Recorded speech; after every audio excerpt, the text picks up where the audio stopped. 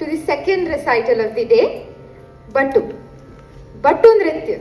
It is also called Strahi Nritya. It's a cornerstone in Odissi dance repertoire, renowned for its technical rigor and sculpturous aesthetics. It is a pure dance item, meaning it focuses on the rhythm, the form, rather than the storytelling or the abhinay, which is the expressional dance. The performance is dedicated, offering to Lord Battuka Bhairava, one of the 64 aspects of Lord Shiva. The choreography is deeply inspired by temple structures. Dancers strike sculpturous poses that mimic ancient Indian carvings of musicians playing instruments like veena, mardala, which is the drum, flute, and cymbals. Unlike other segments of Odissi, Battu has no accompanying song or recitation. It relies solely on the rhythmic syllables or the ukutas and the instrumental music. The Tal and the Rag of Battu. Rag is Mohana, Tal Malika, choreography by Padma Vibhushan Guru Kelucharan Mahapatra, and the music is presented by Pandit Bhuvaneshwar Mishra. I would now like to announce and present Ojasvi for her second recital, Battu. Please enjoy. Thank you.